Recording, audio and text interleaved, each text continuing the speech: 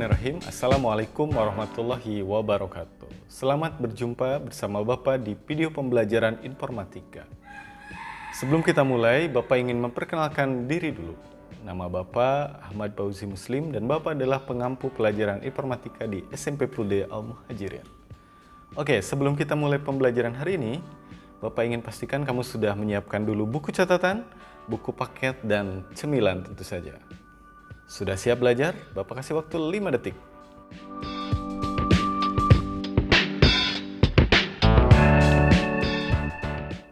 Oke, hari ini kita akan mempelajari tentang komputer. Apa itu komputer? Coba, kalau dengar kata komputer, apa yang ada pertama kali di pikiran kamu? Apakah sebuah perangkat yang punya CPU, punya monitor, punya keyboard, punya mouse? Jika itu yang ada di pikiran kamu, betul, itu adalah komputer. Atau mungkin yang ada di pikiran kamu adalah sebuah komputer jinjing yang bisa kamu lipat dan kamu buka, kemudian kamu bisa mainkan. Jika itu yang ada di pikiran kamu, itu juga betul, itu adalah komputer. Tapi apakah ada yang kepikiran kalau sebuah perangkat seluler seperti handphone itu juga termasuk komputer? Ada yang kepikiran? Ada yang kepikiran? Kalau ada yang kepikiran bahwa sebuah perangkat seluler seperti handphone adalah komputer, itu juga betul.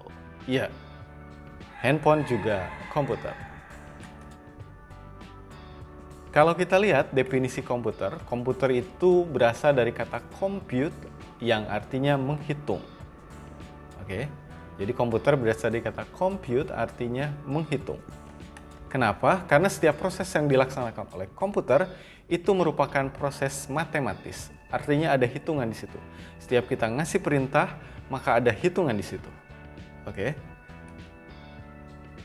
Seorang ahli komputer, Robert H. Blismer, mendefinisikan komputer sebagai suatu alat elektronik yang mampu melakukan beberapa tugas seperti menerima input, memproses input tadi sesuai programnya, menyimpan perintah-perintah dan hasil pengolahan, serta menyediakan output dalam bentuk informasi. Nah, kalau dengar pengertian komputer dari Bapak Robert barusan, maka bisa disimpulkan segala benda elektronik yang bisa melakukan proses input, memprosesnya, kemudian menyimpan datanya dan perintahnya, dan mengeluarkan output berupa informasi, maka itu bisa dikategorikan sebagai komputer. Makanya, komputer bisa dibagi dua. Kita bagi jadi dua jenis. Yang pertama ada yang disebut komputer benam. Itu adalah setiap microcontroller yang tertanam di perangkat elektronik. Misal AC atau air conditioner. Di mana saat kita pencet di remote misalkan naikkan suhu, maka si AC akan memproses perintah itu kemudian melaksanakan perintah itu dengan menaikkan suhu dan menurunkan jika kita pencet turunkan suhu dan ganti mode dan lain sebagainya. Nah, AC bisa kita kategorikan sebagai komputer tapi jenis komputer benam karena instruksinya cuma itu saja. Yang kedua, ada yang disebut personal komputer. Nah, ini adalah jenis komputer yang biasa kita kenal saat ini seperti komputer desktop, laptop maupun handphone. Paham sampai di sini? Mudah-mudahan paham.